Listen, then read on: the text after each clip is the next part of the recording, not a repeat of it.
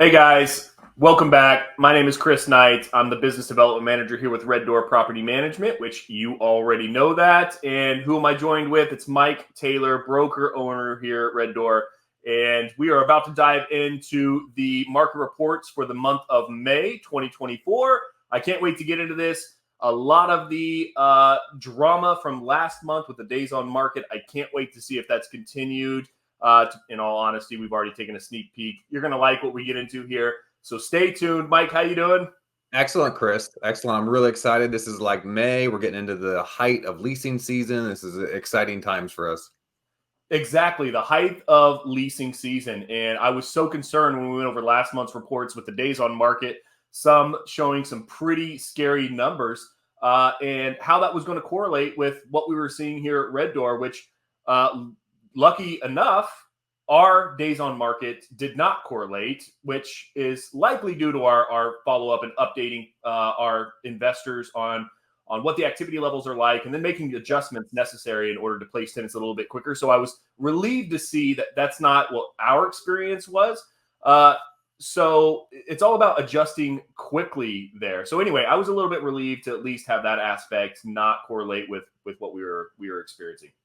Yeah, no, Chris, I think it's an important point, but for what we do and for why we do these podcasts is to educate investors so that they know what's going on and they can react quickly. And that's a good point of, every week our investors get on vacant homes, they get a video update going over the activity on their home. So good, bad, or ugly, we're telling them what's going on so that they can react. And if they need to make a price reduction or make some clean the house or whatever it is, the feedback that we're getting. But it's important to just be honest about that feedback, about the activity level, so that you can react, so that we don't have these crazy days on the market like we're seeing in some of these market reports that we're seeing. That's right. Vacancies can cost you a tremendous amount of money. Nobody's making any money when the property just sits there vacant. Yep. So yeah, it's important to make those adjustments quick. Yep. So, I mean, if you're ready, let's jump in. Let's talk about Indianapolis, and we'll kind of blaze through some of these market reports. As everyone knows, if you're watching the long form video, it's a lot of new market reports that we've added into our roundup right now, which we are going to continue to grow. In fact, we were just discussing adding Lebanon to our market reports going forward. So stay tuned for that, hopefully next month. It's a huge growing market. So, I really look forward to that. But anyway, let's jump into Indianapolis. Yeah, let's jump into Indianapolis. Really, honestly, almost all good news to report here, but I'm going to just jump to the point right here. I'm going to go to average days on the market because we've seen some crazy stuff here over the past couple months, even really year. So although 52 is not awesome, it's a huge improvement for what we have seen. I'm excited to see this. I think it's going to go down even more, but I'm very, very, very encouraged by seeing the average days on the market go down and continue to go down. So for me, this is the headline: is days on the market is 52, and hopefully going down even further as we get into the height of leasing season, which typically is like July-ish.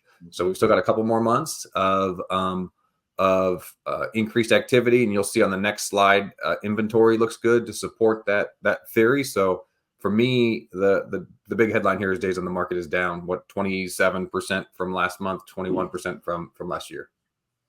Yeah. I mean, a lot of where these market reports, at least myself, where I tend to focus is going to be in your average rents and your average days on market, right? I mean, those are going to be huge impact factors to your ROI. So that's where I tend to focus a lot of my energy. And your average days on market, from last month at 72 down to 52 days on the market. I don't know, maybe Red Door just drove that. I was just talking about how our days on market is less than our competitors. Maybe that's just we just drove down that average. I don't know. Maybe It's gotta be. Yeah, but your average rents also ticking up along with your average days on market ticking down, which to me always seems a bit unusual, right? If your average days on market I don't know, maybe not. I mean, if your average days are ticking down, I guess it does make sense, right? That your average rent might tick up a little bit. Yeah. I think what's having a big impact on that is the inventory. Active homes, 1615. We'll see it on the next slide, but it has slowly kind of dwindled since the beginning of the year. And actually, honestly, I think on almost all, if not all of the the ones where we track inventory over time, that's been a trend. There was a ton of inventory January, February, and then it slowly dwindled off, and we aren't seeing a huge increase, even though right now we do see an increase in activity and leasing activity. So it's really, really encouraging to see that inventory kind of go away while demand is going up. So that's why I think that we have better days ahead of us, even better for average days on the market. Yeah, and that's a good point. And a lot of our conversation tends to happen on this Indianapolis market report, good or bad. So some of our other, if you're watching some of our shorts where these market reports are broken up, you may miss some of this early commentary that just kind of generalizes the market, because that's definitely what I want to talk about when we talk about the overall Indianapolis the market. But what I wanted to mention is maybe we're also seeing the days on market tick down here in the Indianapolis market, because not only seasonality, but the sales market. We all have been seeing what's going on with the sales market. Homes been flying off the market, and the vibe or the feeling here recently is that it's beginning to slow down. Homes aren't selling quite as fast. They're staying on the market a little bit longer. Who knows? I mean, we could speculate all day to why we believe that may be. But so people are still moving, right? So if they're not buying, they're renting. So that should correlate to lower average days on the market. That's what I'm theorizing anyway. Yeah. No, I mean, honestly, this is great news. And you're right. This to me is kind of indicative of, because this has the most homes, the most activity. We talk about some of these other submarkets, and it's not as much activity. So, the data is not as strong, on these days on the market. Sometimes we have a lot less numbers to report. So it's not as accurate, but this one, there's tons and tons of activity. So this is really indicative, I think, of the overall market in general. Now, there are different nuances between the submarkets, like Indianapolis and Westfield are different markets, for example, but overall, Indianapolis does give us a feel for what's going on in the market for sure. Exactly. Yeah. Okay. All right. Let's move on to the next slide here. Yeah. So again, we kind of touched on this earlier, but active homes on the market, the slide on the left here, just shows that we started off, I mean, it's pretty atypical, but we started off the year with the most inventory of the year so far. And we kind of slowly worked through it one way or the other, and kind of bottomed out. So we do have a little bit of a sneak peek into June, where inventory is going to increase a little bit, but not substantially. I mean, these are the peak leasing times. So to see just that little bit of an increase from May to June is really, really encouraging. And it's encouraging to see that we're down 500 homes from January. I mean, that's awesome. I mean, from January is almost the worst or the slowest time of the year, and then into May into June, we're bottoming out in terms of inventory. So that's super, super encouraging. Super encouraged by that. And the days on the market over the time, we know it's been a wild ride, but it's heading in the right direction at 52. Absolutely. I mean, it certainly looks like it's a little bit more stable than it was last year. I mean, the trend lines tend to correlate with each other, although obviously we're a lot less this year. Let's see what happens in June. I'm really hoping we're going to avoid that little uptick that we saw last year from 79 to 124. I expect that we will. But I mean, that's just that keeps everyone here tuning in for next month. Yeah, that's right. Because they all want to see it too. So hanging on, waiting with bated breath to see what happens next year, or next month on the day on the market. I think it's going to go down. I do. I think it is too. I think it's going to go down. I really do too. And to your earlier point, as we get closer to July, which I believe is the most active month of the year, right before school starts, right? Everyone wants to settle down. Yep. Right before school starts, I believe it's going to continue to tick down going into June and July. And then just to leave, before I leave this slide, just to leave it on a positive note, 52 is the lowest days on market for the year. So love it. That's awesome. Love it. Okay. Fisher's Market, we all know how much this upsets me. I mean, we should be pushing this towards one of the last market reports, because it kind of gets me all wobbly going. I mean, we just finished Indianapolis. Now we're into Fisher's. We're at 84 days on the market, which is almost exactly where we were last month at 85. Your average rents are somehow ticking up to $2,300 from $2,195. So you're up $105 on your average rents, when your average days on market is still, if I'm in this market, scary high. You can't afford to be on the market for 84 days before placing a tenant. No. And your active homes, 90. It's exactly where we were the previous month. We had 90 active homes.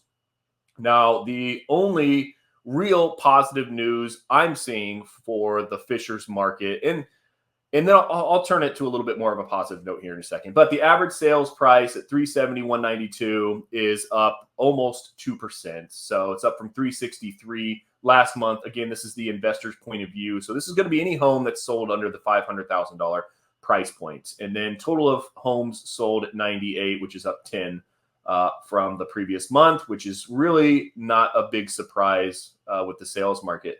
Fishers, it's so close to the Noblesville market, which we're going to get to here in a minute. If I'm an investor looking at the market, I'm looking at Noblesville for sure. If I have a home currently in Fishers at a 2, 3, maybe even 4% interest rate, and I'm wondering, well, should I put my home up for rent? Yes, you absolutely should hold on to that and turn it into an investment property, because Fishers overall is a great market to have a property and throw it on the market for rent. You have great quality tenants, great schools, and those tenants tend to stay for a long period of time, in my experience. So if I have a property already there, I'm not going to hesitate to put it on the rental market. If I'm a new investor, I'm probably not going to look at Fishers as my first potential prospect. Yeah, and it depends. I think I've said this before, but for me, Fishers it's not a cash flow play, that's for sure. It is a safe, inflation hedge play where you're going to get appreciation, you're going to get rent growth, you're going to get, like you said, good quality tenants, and really very, very low risk in terms of your investment. In terms of the quality of the tenant. It's almost not guaranteed, but if an area is going to go up, Fishers is going to be one of the areas that's going to go up. So it's a safe bet for sure. Yeah, exactly. There's still a tremendous amount of new development that goes on in Fishers, and I've heard a little bit, and so I'm going to mention this. Maybe you've heard a little bit more, but they're building a new. Is it the ice skating team is building a new arena there in Fishers? Oh, I haven't heard that. New news to you. Okay, well, everyone who's watching, be sure to Google it. I know that it's happening. I just don't know the specifics of it. So give it a Goog. You're going to find some interesting information, which is.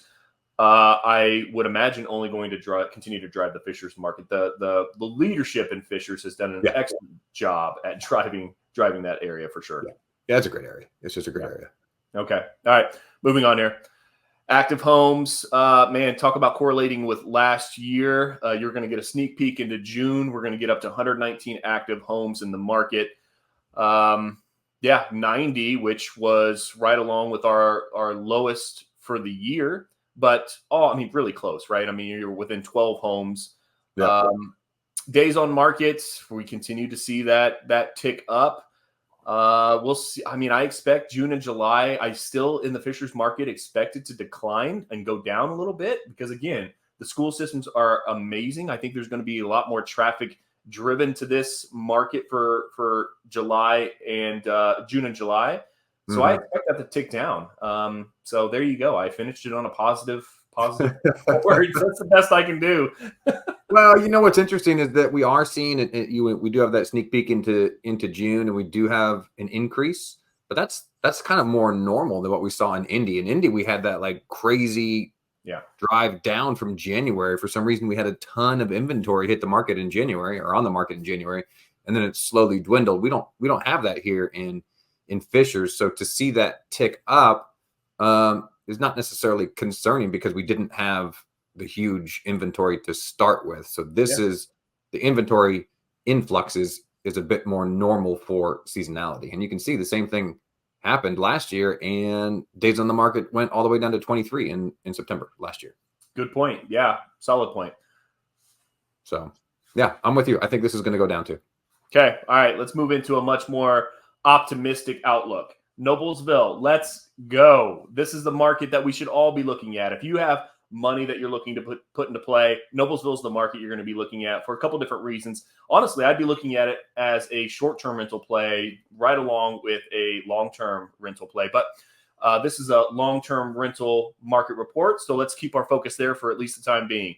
Active homes ticking down, average rents continuing to tick up almost 1.5%.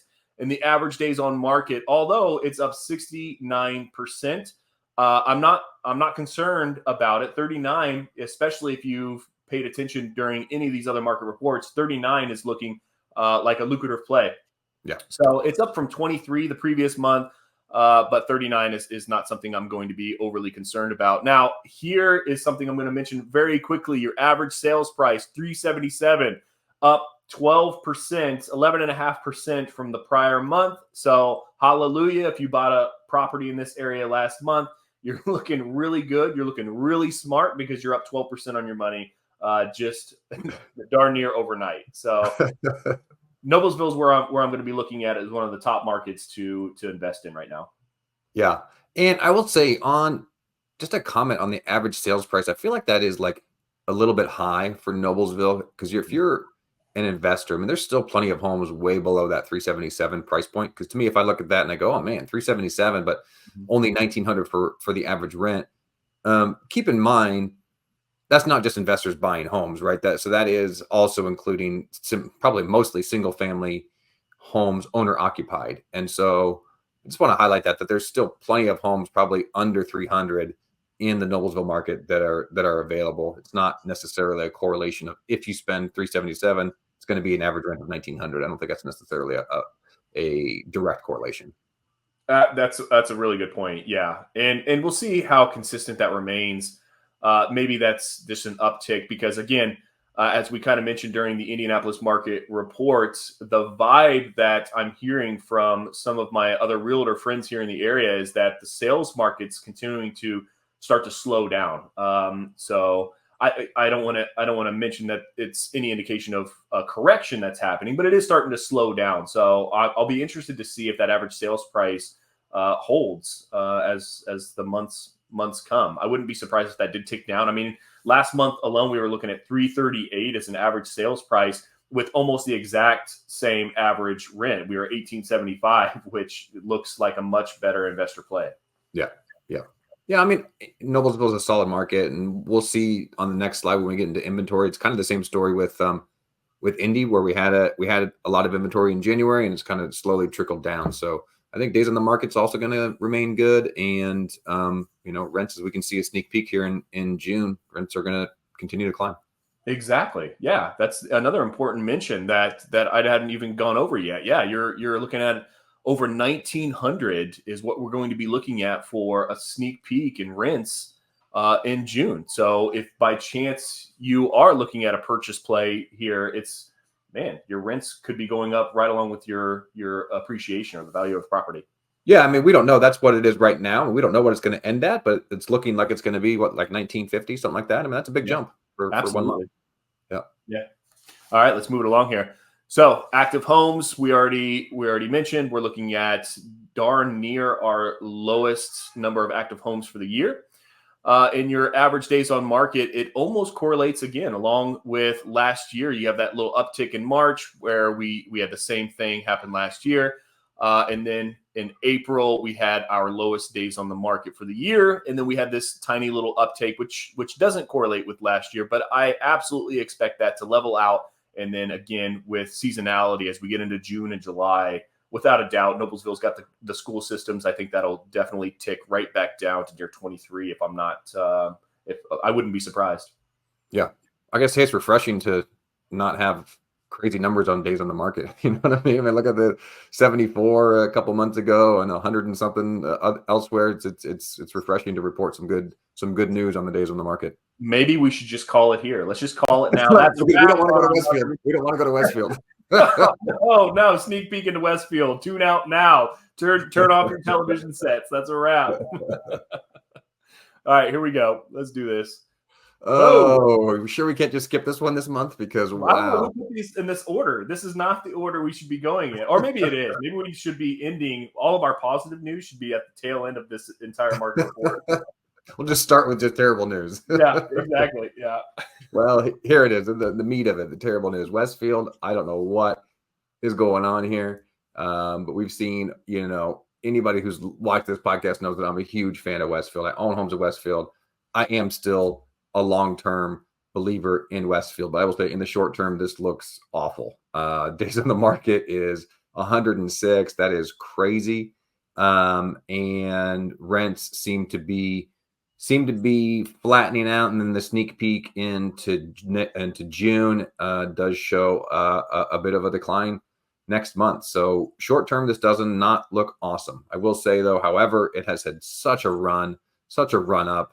I think when we started doing these, I can't remember, but I remember we looked at it a couple months ago, but 2-3 years ago, average rent was $1,600, $1,700. So I mean, we're up a tremendous amount. So for me, 1 or 2 months of a little bit of a correction, not that big of a deal, but days on the market, that is a big deal. Now I did look at that data. So we pulled that data from MyBor, and there's not a ton of listings that lease in Westfield that are listed in MyBor. So the data set is limited. And a lot of them, if not maybe even half of them, are brand new townhomes that are currently being listed. So I have a feeling that that's really affecting the days on the market, because if you're purchasing a brand new townhome and you're trying to cash flow it or even come close to cash flowing it, you're going to have to be stubborn on your price, and so it might take them a little bit longer to get that leased up. So, and is it a townhome? Is the demand just not there for the townhomes? And that's kind of what it's telling me at that price point. The demand for, and most of those townhomes are right at this $2,500 a range mark. So maybe that's not where I'm putting my money if I'm looking to buy new. I'm probably not buying a new townhome in Westfield and trying to lease it up for $2,500 a month, because that's looking like it's going to take me over to get it leased, which is not good at all.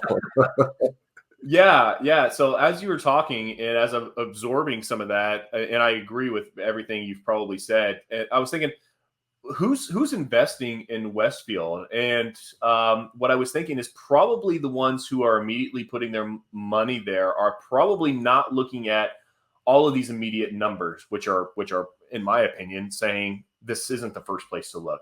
Mm-hmm. But if you're local or you have some local knowledge of what Westfield is actually doing, it's hard not to see it as a great appreciation play, a great place to get in now, because they're growing. Again, the leadership there is making sure that every new construction that's going up, whether it be commercial or residential, is done to the specifications that's going to keep Westfield as a very attractive market, as a Carmel-esque type market. So that's if you are local, you see these numbers and they're like, man, why would I look there? But then you get more of the local perspective, and it's like, man, that's actually a good market that these numbers aren't going to indicate that you should probably still be looking at. I agree 100%. I've told you I'm still bullish on Westfield. There's so much going on there. There's so much potential. There's so much growth. It's hard not to like Westfield just because of all that. There's so much construction, so much happening there. And if I'm an investor, I'm personally not buying a brand new townhome and trying to rent it for $2,500 a month. I'm not doing that. I'm looking for a smarter buy, something a little bit smaller, maybe a little bit older. Those are still available all day long, right around the 300-ish price point. You can get a nice home that's very easily rentable for around 300 in Westfield. Those are the types of things I'm buying. I'm not trying to push a brand new home at 2,500, a brand new townhome at 2,500. So that's where I'm buying if I'm buying a Westfield. And that's a really good point too. I mean, these average sales prices that we're looking at, that's probably not where your investors. Well, that's absolutely not what your investors likely to pay, right? There's going to be. This is just an average, which means if you're an investor looking at these markets, you're going to be at the bottom level of this average that we're indicating here. So there are homes that can be purchased, and that's important to note, that can be purchased under this average sales price and still gain you what you're looking at for an average rent, maybe with a little bit of rehab or investment on that lower end price point as far as sales goes, and then you're going to level out at an average rent around 2,500. So that's a good point to mention. Yep. Let's take a look at the inventory on the next slide, if you don't mind. Let's do it. So inventory, same as a lot of the other markets that we've been talking about. For some reason, January, February just had a ton of inventory. We've kind of slowly gone through that and seeing a little bit of an uptick, due to seasonality, which again is, up from 72 to 82, and that's even next month. That's into June. So really pretty encouraging news there. which makes me believe that we should see an improvement in the days on the market because just the inventory has gone down by, gosh, 30, 40, almost 50 homes since the beginning of the year. So that's encouraging for the next few months to come, knowing that our inventory is down while in theory demand should be spiking and actually peaking. So encouraged by that. The days on the market should fall, I would think, pretty significantly from that 106. I wonder what the new construction numbers look like. Like how many homes are going up in Westfield on a monthly basis compared to, I don't know, any of these other where there's still a tremendous amount of new construction going on. And I wouldn't doubt that immediately has an impact on your days on market, right? Maybe they're just throwing up homes, twice as fast as which it markets like McCordsville, Fishers, those outlier areas where there's still a ton of new construction going on, right? In comparison to previous years, there's a ton of new construction going on. But in Westfield, maybe there's a ton new construction going on, which is playing into your average days on market. That completely makes sense. So, that kind of piques my interest a little bit more in why we need to stay in tune in the market reports going forward. I would not be surprised at all if we get to a point where that levels out and you and I are both like, oh my gosh, if you bought a house in Westfield when we were like, stay away because the average days on market's crazy. Maybe you got in at the right time because we're going to see this level out and stabilize as that new construction starts to slow down, which is inevitably going to happen. Yeah, I think so.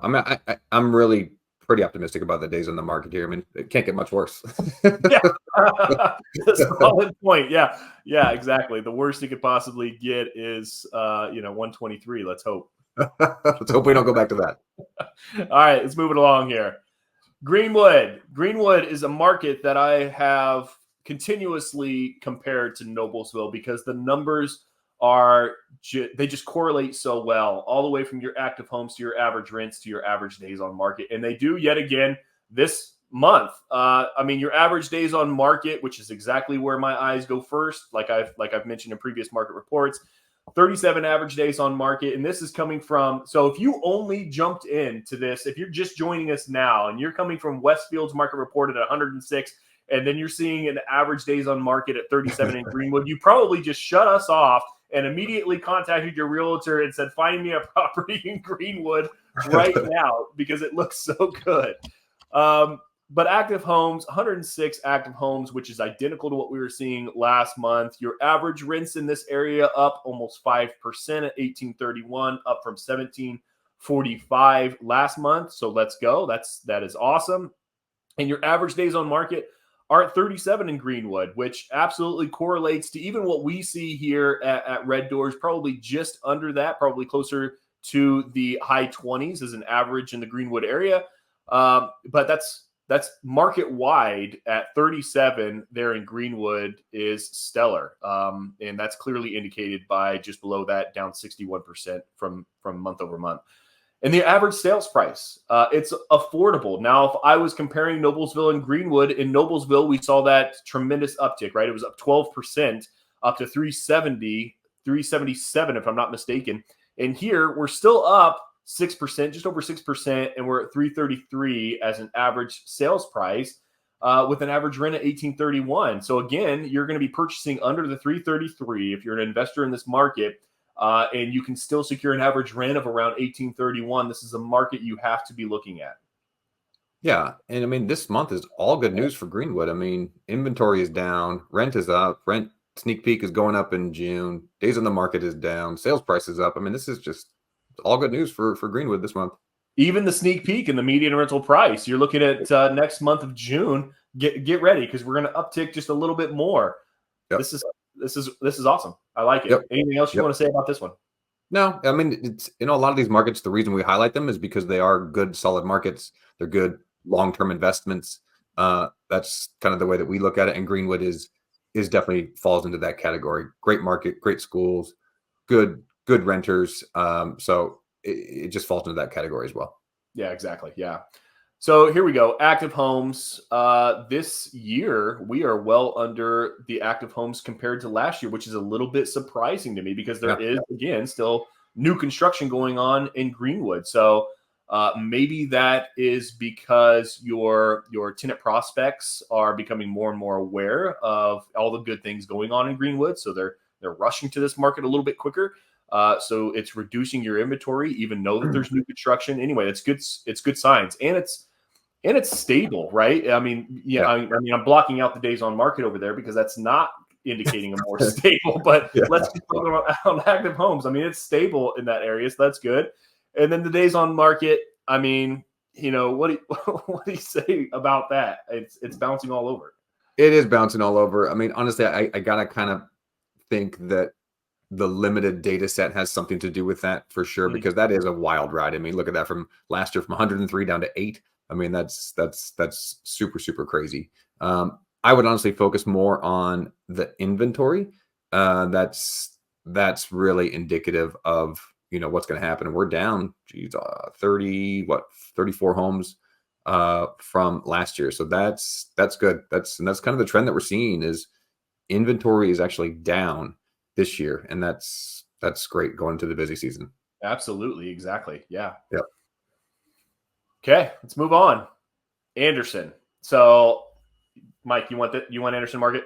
Yeah, I love Anderson. I think it is an up and coming market. I think if you are an investor and you're looking for cash flow, this would be one of the top markets that I would be looking at in the Indy market. We talked about this before, but it is affordable, not only from a rent point of view, but also from a purchase price point of view. I mean, look at this, the average sales price, $174. And again, to our point from before, if you're an investor, you probably don't even need to spend $174. These are just averages of everybody, across the board for homes. Now, again, it's from the investor's point of view, so it's under $500,000, but it does include owner occupants and everything like that. So, I mean, there's still some crazy affordable homes in Anderson. And I would encourage you to keep it affordable, because I think for the time being anyway, that's the attractive part for renters is the average rent. Look, the average rent's only $850. Now, I'd like to think that that's definitely going to go up, because I mean, the difference between that and Fisher's was what, like 2,200, something like that. I mean, and that's a 15-minute drive, 20-minute drive, something like that. Exactly. Yep. So, I mean, I'm driving that all day long if I'm in that price point, and I can live in Anderson for $850 instead of Fisher's for $2,250. So I think there's a lot of upside here for both rent and average sales price. I mean, that's a big difference. That's $1,200, $1,400 a month difference between Fisher's and Anderson.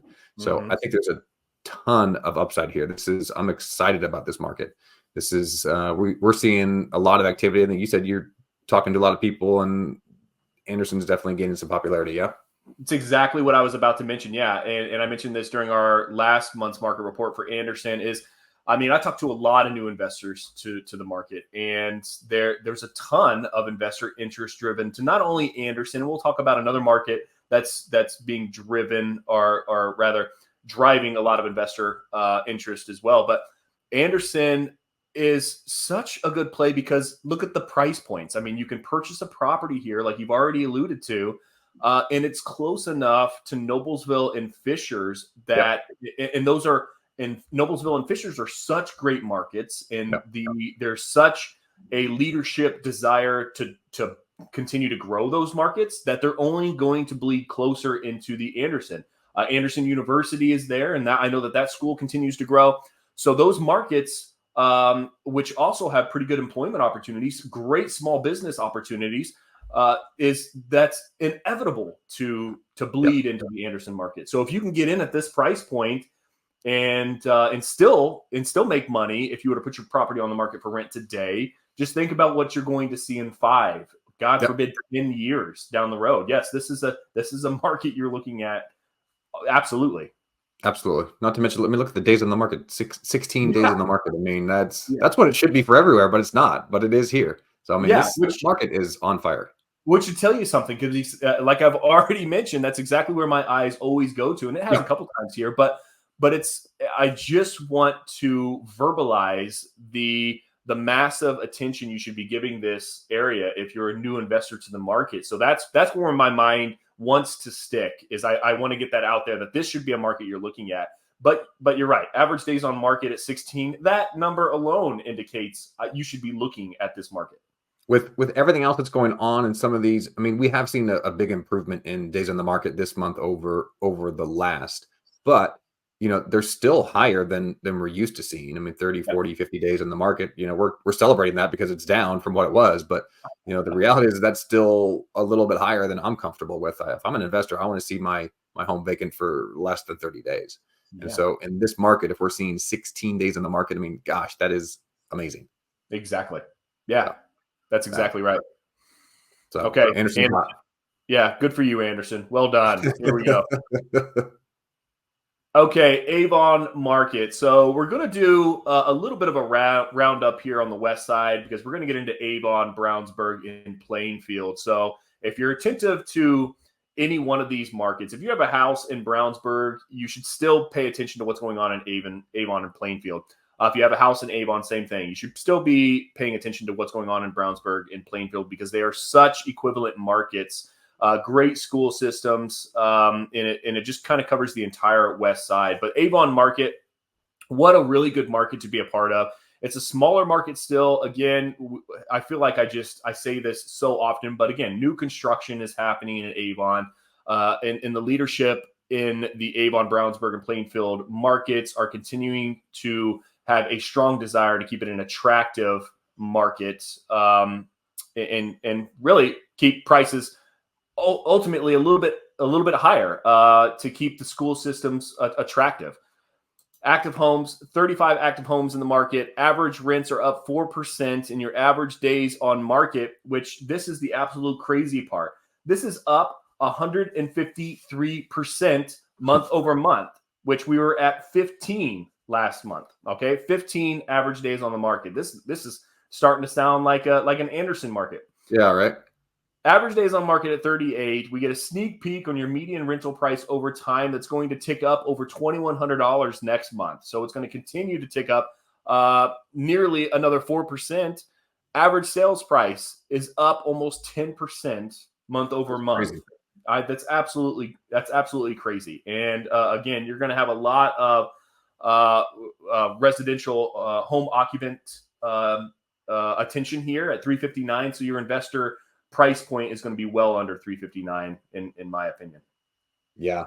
Avon is one of those, it's just like a solid market. It's good. Like you said, it's a little bit smaller, but it's good schools. It's good renters. It's, again, the reason we highlight all of these communities is because it's a good long-term investment. So Avon is no different. And it looks like rents are going up. Days on the market are reasonable.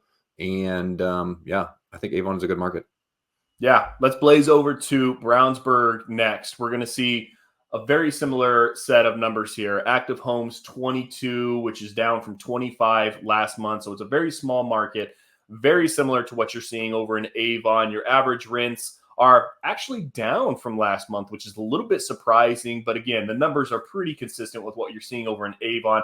Last month in Brownsburg, we had an average rent at $2,045, and we're at $1,950 this month. Your average days on market are very consistent, although what you're seeing is up 22% month over month. We're only up from 36. So 36 average days on the market last month, 44 average days on the market this month. Again, that's not a concerning number to me at all, 44. And especially if you're with a great management company like Red Door, you're definitely doing much better than your 44 average days on market that we're seeing, at least market wide.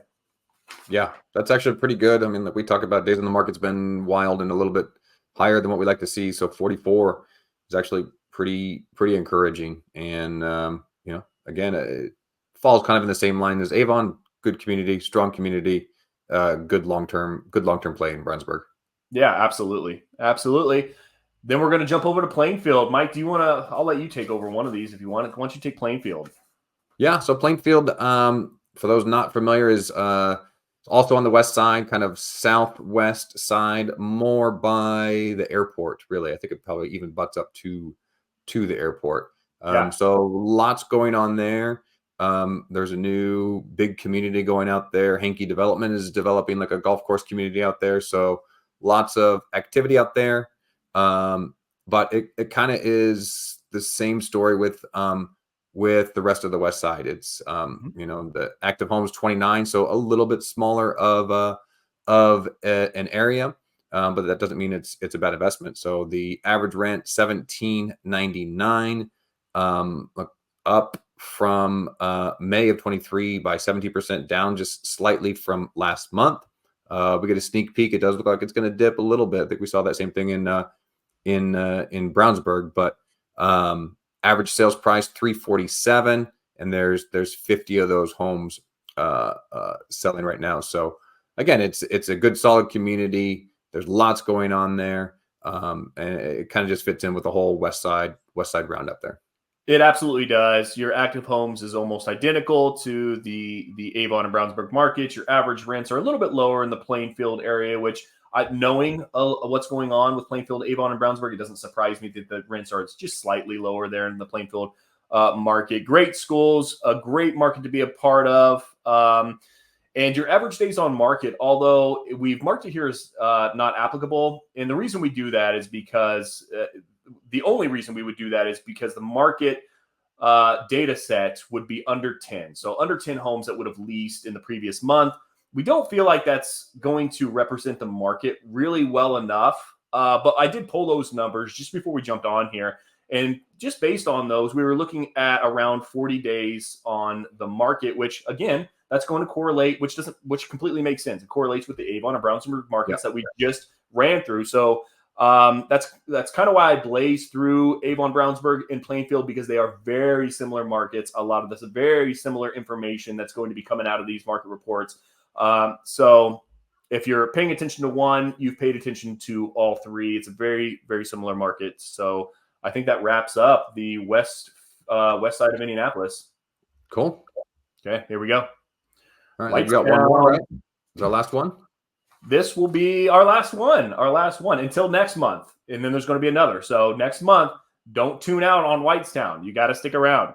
Yeah, because Whitestown is kind of a gateway to a lot of construction, a lot of just kind of progress that's happening up that whole 65 corridor. So Whitestown has already kind of seen that big boom. I mean, it's very similar in feel to Westfield, maybe like not as much, but in terms of the amount of activity, I mean, they're adding tons of commercial, tons of residential. I think Westfield is like on the way up, and Whitestown's maybe leveling out a little bit in terms of the building out there, but there's still tons and tons of activity, tons of building. But it is bleeding up into that corridor, and there's lots of progress heading towards Lebanon. Yep. And so Whitestown is an area that we highlight. Lebanon is an area that we're going to highlight next month, because I think Lebanon, from an investor's point of view, is definitely an area to keep an eye on, definitely an area to invest in now, because I think 3, 5, 10 years down the road, Lebanon's going to be unrecognizable. It's going to be totally different from what it is today. So I don't want to overshadow Whitestown, but next month, I was going to say the same thing. Poor Whitestown. Like, talk about me. Not don't jump ahead to Lebanon yet. But redheaded. There's a redheaded stepchild there today. Yeah, exactly. It's like the stepchild. Lebanon is going to be a great market. I mean, and honestly, we were already aware of Lebanon. It's historically been a little bit of a smaller market, so we haven't been including it yet here in these market reports. But again, we talk to a lot of investors. We get a lot of your comments. We get a lot of your requests to know what's going on in the Lebanon market. So by popular demand, we will be bringing in the Lebanon markets, and you've already said enough, so I'm going to stop there. And sorry, Whitestown, we're back to you. Yes, and cue for Whitestown. Okay, Whitestown. We had a good run up in average price at the beginning of the year. As you can see on the dark blue line here, it's definitely flattened out a little bit, and sneak peek to next month, kind of more of the same. So it looks like rents are flat here for this year. 22 is the average, but it is up almost 6% from last year. So it's had a good run. It's just kind of flattened out a little bit. So honestly, similar to Westfield. Westfield kind of went down, but they're staying flat. So that's at least the good news. What's also encouraging is average days on the market is only 37, which is, if you've seen this or watched this, that's actually pretty darn good. in this market. So that is super encouraging going into the height of the leasing season. Average sales price, again, I mentioned this in one of the other ones, but I feel like that's maybe a little bit artificially high because there's a lot of owner occupant activity out there, and there's a lot of higher end homes going in out there. So I feel like this is artificially high. If I was an investor, I'm pretty sure I could spend a lot less than $375 for a home in Whitestown. But nonetheless, that is the average of the homes sold under 500,000. There was 76 of those sold as well. So Whitestown is definitely still up and coming. There's still tons and tons of activity out there. Lots of demand out there. And I think, honestly, I know we kind of overshadowed it with Lebanon, but I think they're going to kind of play off of each other and grow with each other. Because honestly, Whitestown, I think maybe even butts up to Lebanon. So it's going to like kind of like, yeah, it's going to be this like almost just this one mega area. So I know we kind of joked about it. We don't want to ignore Whitestown. Whitestown's still a great area to invest in. And Lebanon's growth is only going to help Whitestown. And it's such a good location. It's right there by 65. It's going to it's just so easy access to downtown, to Lebanon, to West Lafayette, to all of that. So Whitestown is definitely a good area to invest in. Whitestown is a great area to invest in. Now, a couple questions I had about Whitestown, because I'm not as familiar with Whitestown. It's so far over there. And in fact, it's a little bit of the hoity-toity area there because it's Zionsville, and it's like sometimes you don't know if you're welcome in that area or not. But Whitestown, it's a little bit of a newer city, is it not? I mean, are you going to find older homes in Whitestown?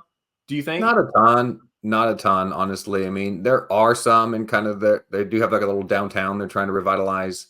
So there are some older, but when I think of Whitestown, honestly, I think of new homes. I think of like right there off of 334, all those brand new homes. So yes, they are there, but that's not what I think of when I think of Whitestown. I think of everything's brand new. Yeah, okay. Which is good. I mean, that means it's low maintenance. I mean, typically newer homes require a lot less maintenance. That's one of the things that we get.